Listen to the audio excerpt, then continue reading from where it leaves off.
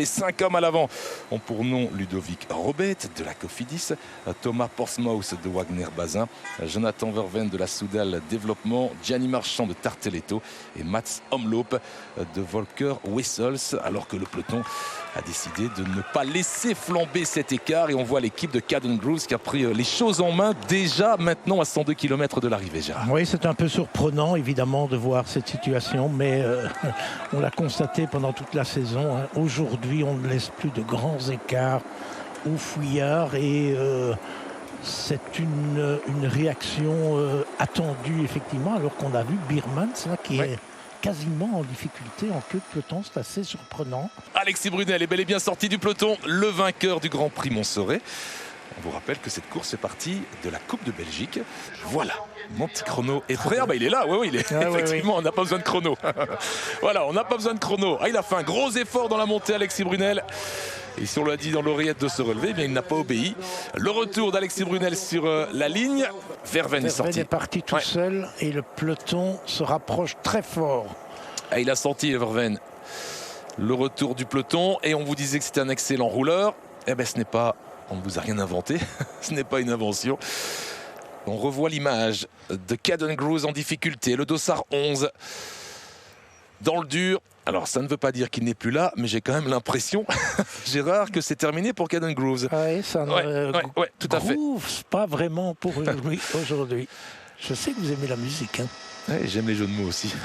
Caden Groves lâché, confirmé sur ces images. Contre-attaque dans lequel il y a encore Zocorato, je pense. Ah, et c'est Frank Van Den Broek qui est revenu. Ça, c'est pas mal. Frank Van Den Broek. Zocorato qui n'a pas été repris par le peloton, mais bel et bien par Van Den Broek et par Floris Van Tricht. Oui, et là, on relance. Et Fabio Christen. Voilà, là, ça devient intéressant à 52 km de l'arrivée d'avoir des gars comme ça devant, et notamment Fabio Christen. Et le regroupement sur la ligne, juste avant ou juste après. Avec Mats Omloop qui est distancé, mais qui était dans l'échappée matinale. Oui, ce groupe est emmené par Christen, ce n'est pas une surprise. Et voici devant nous, sous nos yeux, à 44 km de l'arrivée, encore 2 tours de circuit pour ce talentueux Jonathan Verven.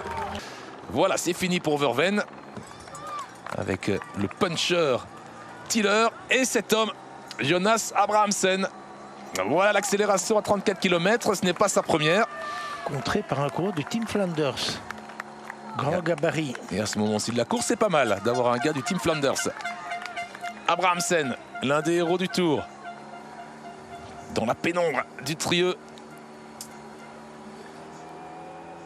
Ça passe, tant mieux pour lui. Ça passe pas, il y a Tiller derrière. Et il a fait une petite cassure, là. Il y a 4-5 coureurs dans la roue d'Abrahamsen.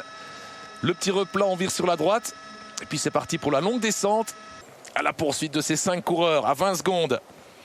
Et c'est bien Johan Gens, ça je vous le confirme. Et c'est confirmé. Et c'est confirmé sous vos yeux. Allez, on a les 5 noms. Meurice, Tchota, Maisonneuve, Abrahamsen, Gens. 5 coureurs. C'est fini pour Gens. Là, c'est définitif, sans doute, pour le coureur de Flanders. Meurice et Abrahamsen. Là, c'est costaud. Hein. Si les gars, maintenant, il n'y a plus de poids mort, avec tout le respect que j'ai pour Gens, si ça se relaie intelligemment dans le final, il va falloir s'organiser derrière. Et un garçon comme Tiller est dans un fauteuil pour le moment et ça réagit. Eh bien ça réagit via Q36 hein, évidemment. Serait-ce Fabio Christen en personne qui sort. Ouais. Meurice, Abrahamsen, Christen qui a donc fait le bon. Un Belge, un Norvégien, un Suisse. Et ils sont même 2 devant le peloton si j'ai bien vu. Et un coureur qui sort pour Cofidis. Ça serait Steuns.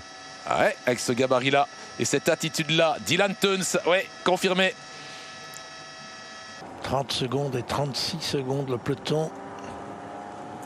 Pour ces 4-là, ça va être compliqué. Et pour le peloton encore plus.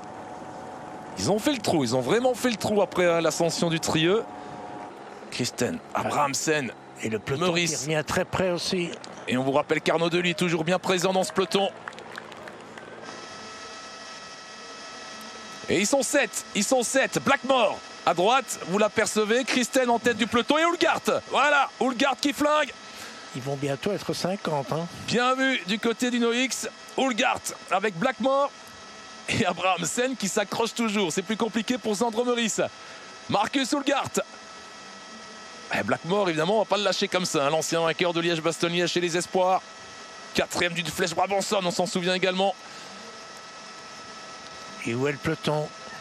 Et Meurice, avec une dent de plus, tente de revenir. Houlgard, voilà, Abramsen, Christen. Ah, c'est pas Blackmore, c'est Christen qui est là. Ouais, c'est Christen. Abramsen qui en met une. Houlgard qui peut pas vraiment suivre.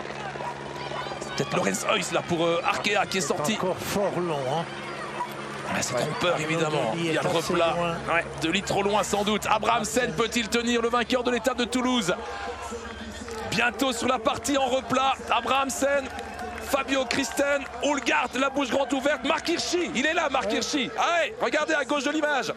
À droite de la route, Marc Hirschi qui tente de faire le bond et de revenir dans les 200 derniers mètres sur Jonas Abramsen qui se retourne. C'est fini pour Fabio Christen. Abramsen, Hirschi peut-être. Et il va pouvoir lever les bras sans doute, le vainqueur de l'étape de Toulouse. Bravo à lui, l'un des plus combatifs du Tour de France.